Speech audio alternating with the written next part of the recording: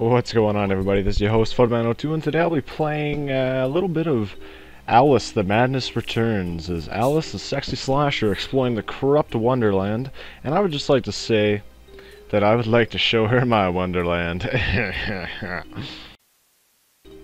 She must have slipped me a growing potion because I'm getting a Mad Hatter.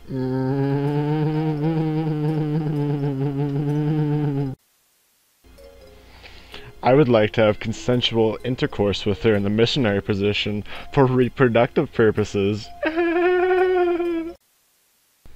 Alrighty, so we're gonna hop right into the platforming aspect here. That's the first part I'm gonna cover. And the platforming, well, all I can really say is that, well, it's platforming, jumping from point A to point B while dodging obstacles to complete the level. I wouldn't really say that there's anything extraordinary about this game. When it comes down to the platforming, they do give you a few different options, such as the extraordinary double jump and the never before heard of the triple jump. And aside from that, you have different options, such as the option to shrink and explore hidden areas of the map, and unlocking the possibility of finding hidden memories as to why Alice is a nymphomaniac, or just finding some straight up motherfucking Jack Daniels to drink that shit down and wash the schizophrenia away. Something else about this shrink mode is that it gives you hints, and it's just kind of there for those people with extremely simplistic minds that get lost in these extremely linear levels. So if you do get lost, just go to shrink mode and you'll unlock a temp to point you in the right direction. There's only two directions you can go, but I know sometimes people do get lost.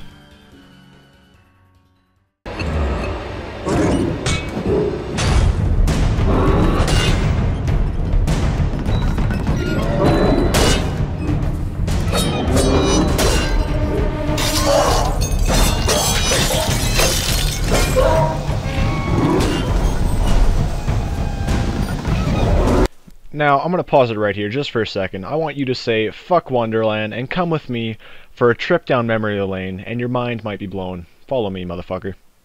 That's right, boys and girls. EA and this other fucknut company thought they could pull a fast one, but thankfully there's gamers like me still around. Me, myself, I was fucking polishing my Master Sword to Zelda before I was even exploring the Wonderland of Alice. But as similar as it may be, I'm going to let them off, and we're going to explore the combat a little bit more detailed here, and hopefully we don't run into any rip-offs again. So let's go. So when Alice is deciding to not be a Zelda clone, its combat system is actually pretty fun and pretty rewarding. It's very fast-paced. You have your knife as your melee weapon. I can't remember the correct name of it, and you have a pepper shaker, which is sort of like your range weapon. It's a I want to say Gatling gun pepper shaker. So it's pretty creative, innovative, different types of weapons that you can use. Plus, there's the fact that you can also upgrade these weapons and make them better as you get further into the game. You're obviously going to need better weapons. So it's very fast-paced. As you can see, I'm floating around. I float like a butterfly, sting like a bee. I guess that's the metaphor they're going for, or it could just be some grungy, dark stuff. As a recommendation, though, play it on the highest difficulty, and you're going to be having a lot of fun with this combat system. Once again, I'd like to point out, every time you encounter a new enemy, it's sort of like a mini boss fight, and this could just be me, but every time you encounter one of these new enemies, they seem stronger than the rest. So it's sort of like a miniature boss fight, and they do give you some helpful tips on how to defeat the boss. And in this instance, I was actually given a new weapon. It was an umbrella that I will use to deflect these fireballs. And I found it kind of funny because they actually give you these tips on how to use these simplistic weapons. And by all means, you know, that's very helpful, but it's not a very complicated process. I'm pretty sure everybody that has played this game, you know, is a fan of platformers. They're experienced in that genre.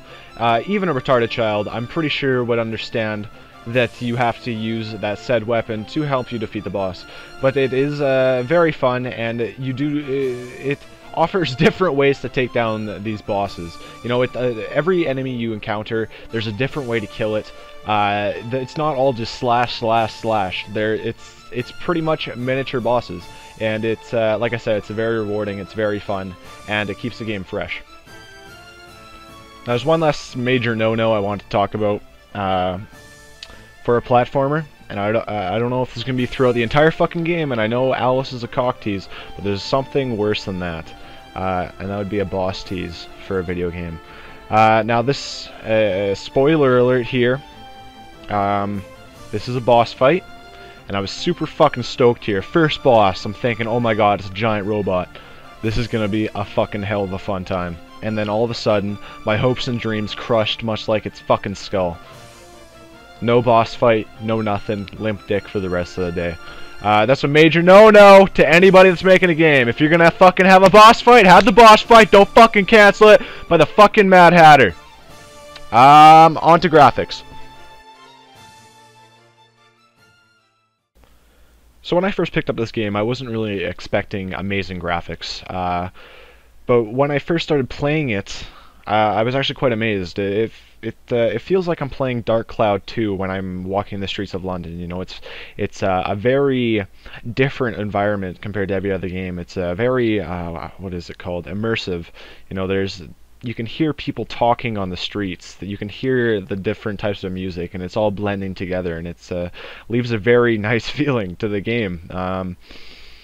But the sad thing is, once you actually get into Wonderland, that's when it starts to shit the bed, and things start to look kind of bland and boring.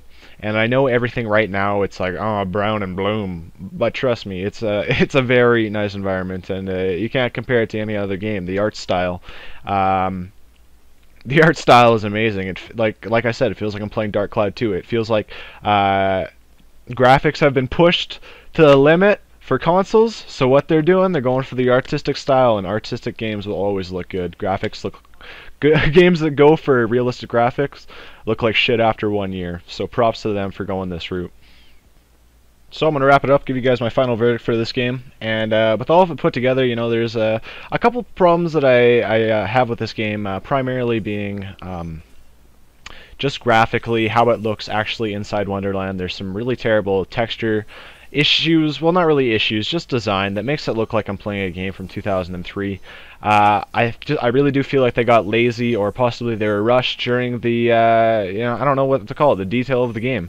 The combat system is amazing. It's very fun. Like I said, it's fast-paced, and it really does not get boring. I am only, I believe I'm 3 hours into the game, 6% complete, and I'm nowhere. I don't think I'm anywhere close to unlocking all the different types of enemies in this game, and I'm really looking forward to seeing the different upgrades and possibly the future boss fights for this game.